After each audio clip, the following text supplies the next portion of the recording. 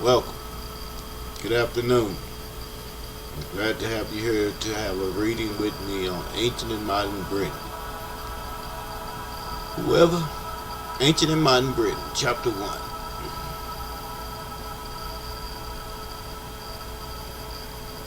Whoever has gone into an antiquarian museums and glanced with some curiosity and perhaps with growing interest at the withering fragments of canoes preserved from total decay by the peat out of which they dug,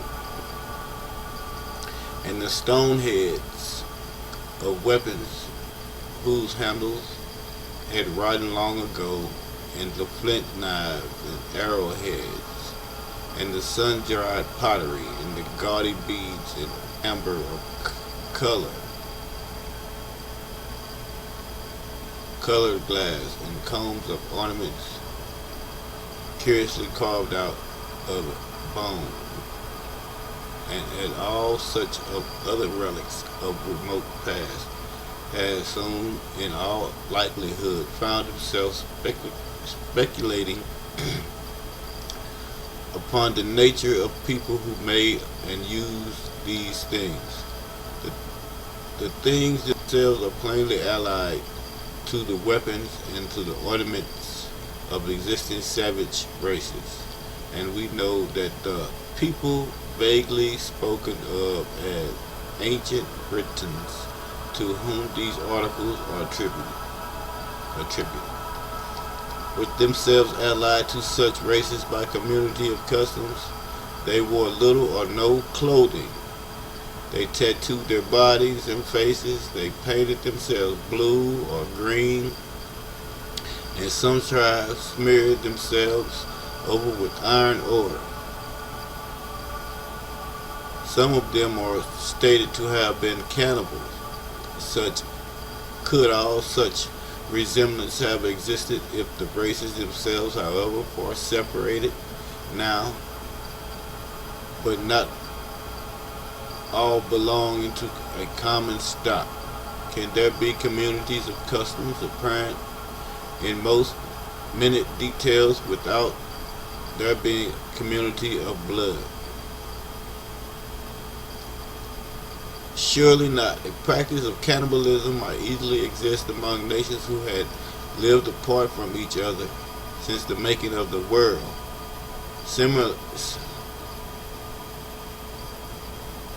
Similarities of design in weapons or ornaments and pottery might, with less probability, belong to unconnected races. But there can be no reasonable explanation of the communities of such an unnatural custom as tattooing the skin, except this one, that the races amongst whom it was and is in use have derived it from a common original. However distant in time the point of union may be, but to this it may be objected: the ancient Britons were my ancestors, and the tattooed race of today are dark complexioned people. I am a white man.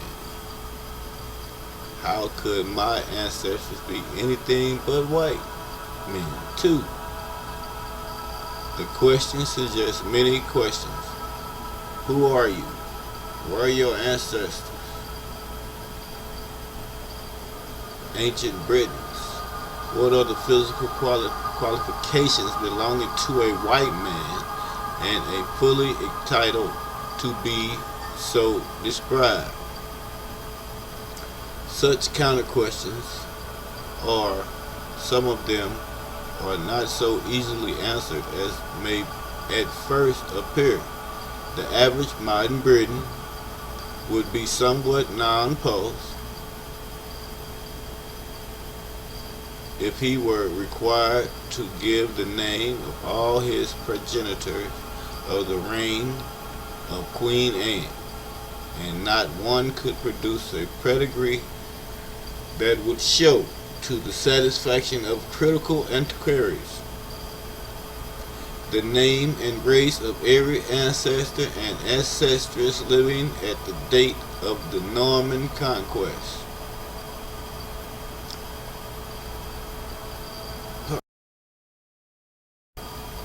The limit might safely be placed some centuries nearer our own time, but the Norman conquest will do. Norman conquest, let's check that out. The Norman conquest. The Norman conquest of England was the 11th century invasion and occupation of England by an army of Normans, Britons, and French soldiers led by Duke William II of Normandy, later styled as William the Conqueror. Let's get some images.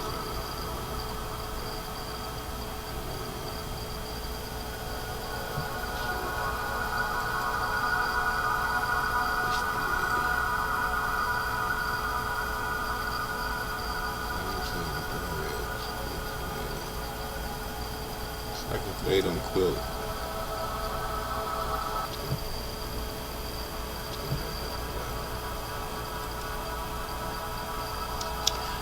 And for so the question of complexion and physical traits, it is become more apparent every day that we are a mixed race. Though most of us seldom realize the full force of the words, and many of us are unacquainted with the heterogeneous nature of the mixture, it will be well to ascertain the opinions on this subject arrived at by men of science. Professor Huxley states in his remarks relative to his map showing the distribution of chief modifications of mankind, published in the Journal of Ethnological Society of London, Volume 2, Number 4, that the inhabitants of British Islands are a blending of two great types, the Xanthrochoic Croy and the Melanoid Croy. Doing a little research on that. The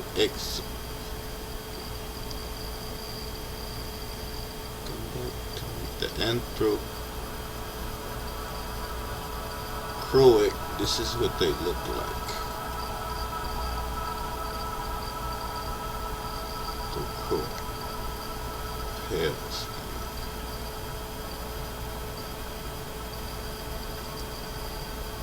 Anthrochoic.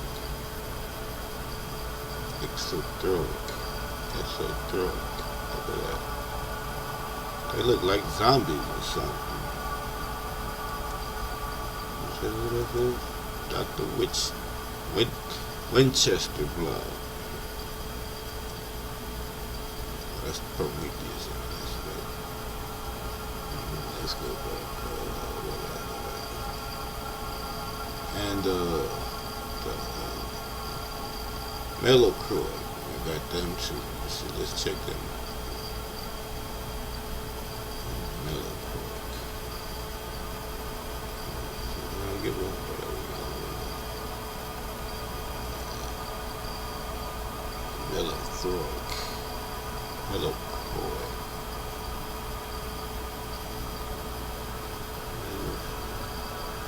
Caucasoid facial composites.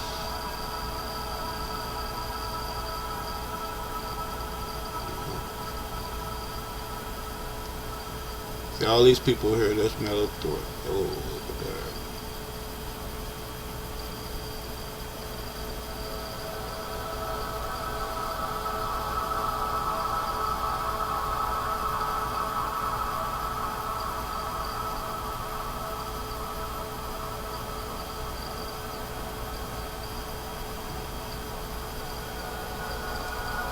Okay.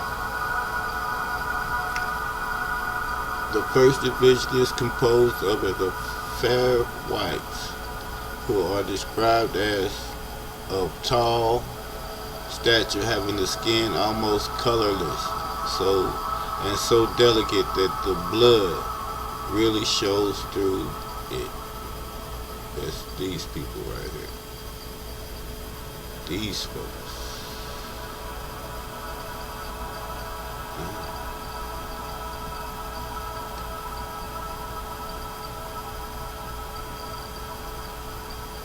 That's gonna give you one little image.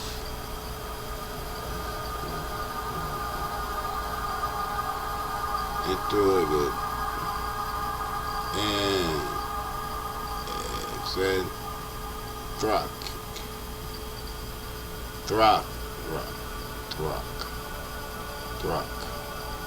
Roy, and through it, and through it.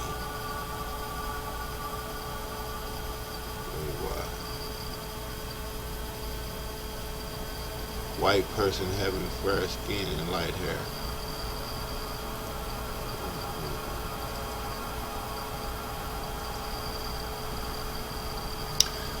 Says the eyes are blue or gray, the hair light, ranging from straw color to red or chestnut. The beard of body hair abundant. The beard and body hair abundant. The skull.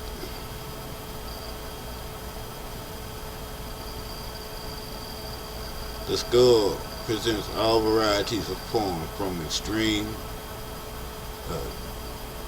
dolichocephaly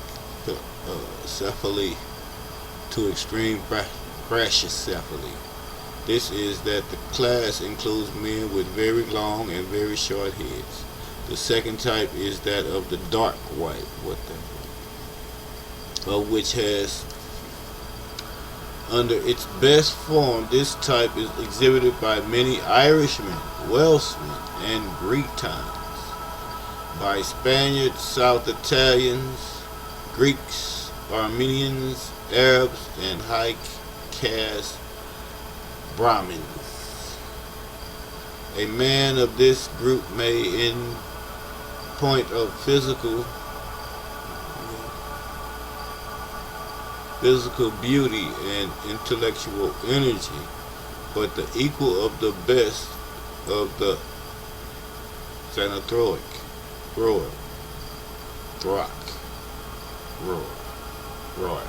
and a Throckroy.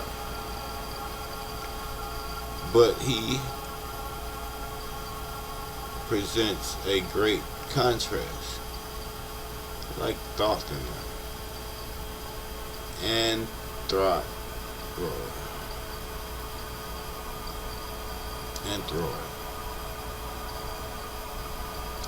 But his presence a great contrast in other respects to the latter type, for the skins, though clear and transparent, is of a more or less brown hue, deepening to the olive. The hair, fine and wavy, is black, and the eyes are of a light hue.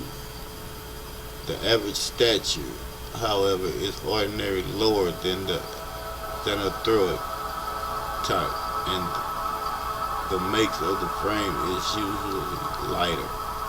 I am much disposed to think that the Melanchroid are the result of an intermixture between the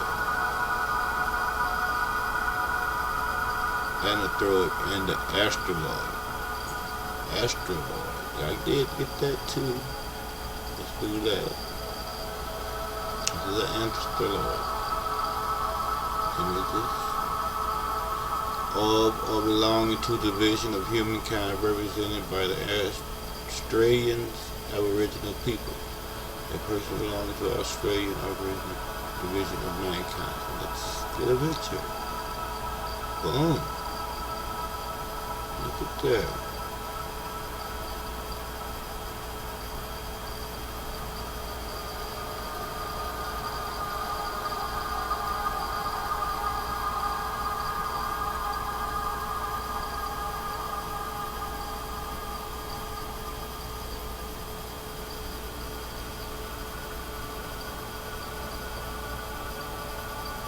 It's the original Australia.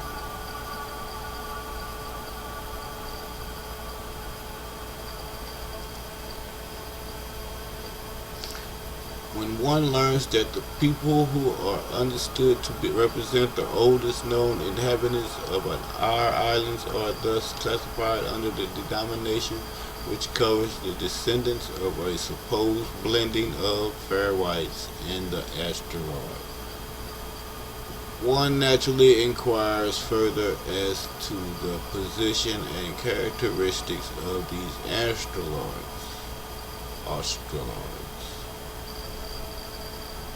On looking at the map referred to, it is seen that they consist of the whole Aboriginal population of Australia. Of the native of interior India, the Deccan, and of the inhabitants of the middle and upper Egypt, the whole area indeed that is occupied by the descendants of ancient Egyptians.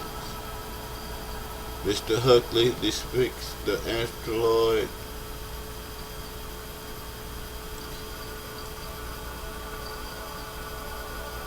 in the following words: the male of this type are commonly of fair stature, with well-developed torsos and arms, but absolutely slender legs. The color of the skin is some shades of chocolate brown, and the eyes are very dark brown or black. Their hair is usually raven black, fine and silky in texture, and it is never woolly, but usually wavy and tolerably long. The beard itself well developed, as is the hair upon the body and the eyebrow. The Australians are invariably dolic chococephalic.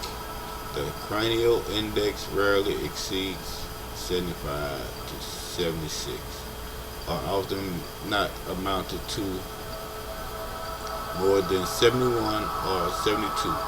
The brow ridge are strong and prominent, though the frontal sinuses are in general very small or absent. The normal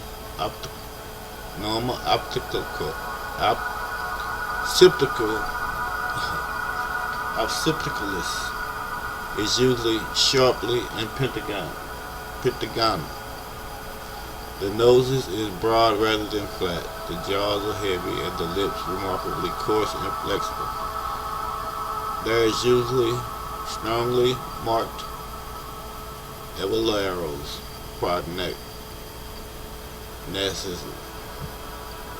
prognosticism. The teeth are large and the fangs usually stronger and more distinctly marked than in any other form of mankind. As regards those of this group to be found in India, he says, the only people out of Australia who present the chief characteristics of the Australian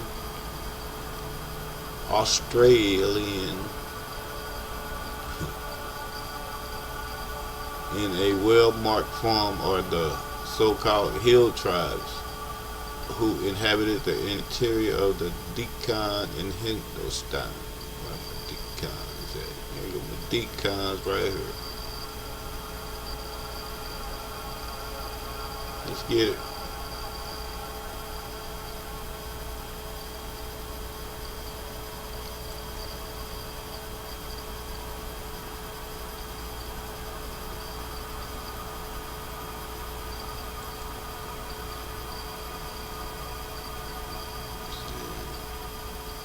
They won't give you no picture, but this is where it's at. In the Himalayas, it says the Deccan or the Deccan.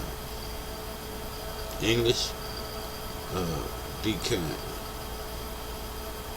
South is the name of the southern part of India subcontinent, the north of Indus Gangetic plains, to the west by Arabian Sea, and east of by the Bay of Bengal. Two foothills in the Indian coast is limited to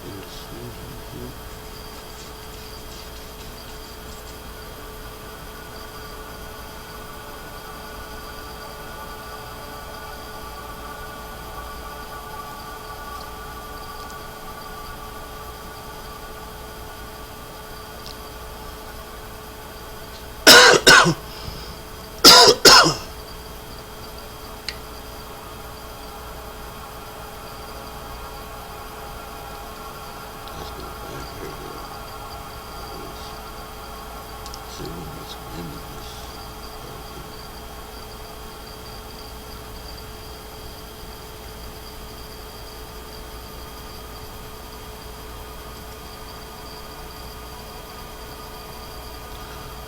I got the county there.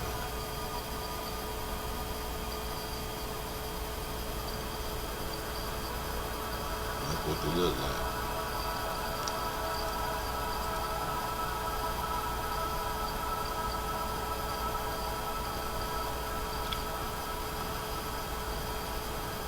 An ordinary coolie would pass muster very well for an Australian, though he is ordinarily less coarse in skull and jaw. As I have mentioned, he also includes the descendants of an ancient Egyptian under this heading. For although the Egyptian has been much modified by civilization and probably by admission, he still retains the dark skin, the black, silky, wavy hair, the long skull, the fleshy lips, and the broadish eye of the nose, which we know distinguishes remote ancestors, and which causes both him and them to approach the Australian and the sea more clearly than they do any other form of mankind. The same eminent authority states in another place, I shall be inclined to look among the Papu race in New Guinea and New Holland for the nearest allies of men to whom the shell mounds of Europe once belonged. Of these people he speaks in following terms: in the Andaman Islands, in the peninsula of Malacca, in the Philippines, in the islands which stretches from Wallace lines eastward and southward, nearly parallel with the east coast of Australia, to New Caledonia, and finally to Tasmania. Men with dark skin and woolly hair occur who constitute a special modification of Negroid type.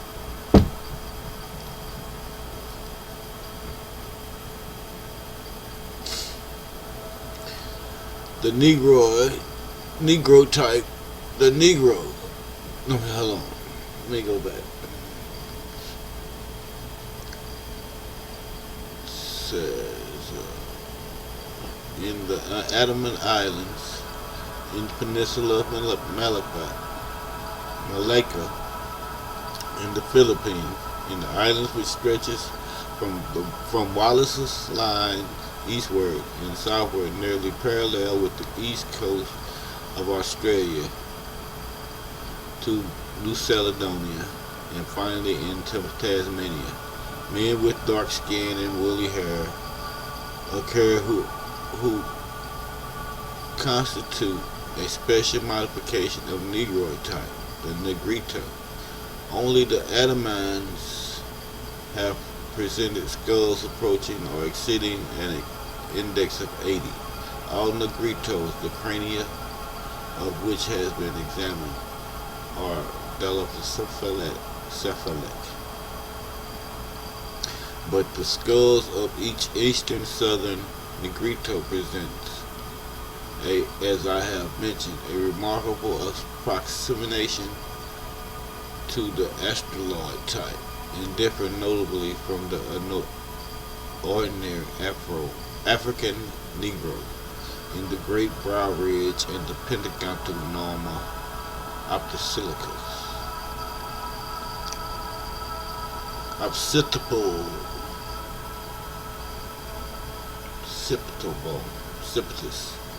the best known and the most typical of the eastern Negritos are the inhabitants of Tasmania and the New Caledonia, and those of the islands of Torres Strait and of the New Guinea. In the outlying islands to the eastward, especially in Fiji, the Negritos have certainly undergone considerable intermixture with the Polynesians, and it is seen probably that the similar crossings with the Malays may have occurred in New Guinea. The new extinct Tasmanians, who belong to the most typical division of the eastern Negritos, have been particularly described by Mr. James Bonwick, FRGS, in his last of the Tasmanians, the contents of which the book are thus summarized in the ethnological journals. The Tasmanians are described as having been a people of moderate stature, and compared with the Australians, stout and robust. The skins of a dark brown color, or nearly black, and was ornated with cicatrice cuts, cuts upon the chest, the shoulders, and the thighs, while the entire body was bedaubed with a mixture of grease and red ochre, which was also liberally applied to the hair. It is notable that certain stone circles and piles of stone, evidently of human erections, have been found in the interior of the island. The importance of this study at this Tasmanian section of the asteroid division is very apparent. Not only does Mr. Huxley argue for the appearance of certain existing Britons that they represent, in a degree, a British race of Australoid types, but there are visible and tangible proof of the previous existence in our island of such a people. These proofs are chronological, we know, says the writer of small pamphlets of this subject. The first inhabitants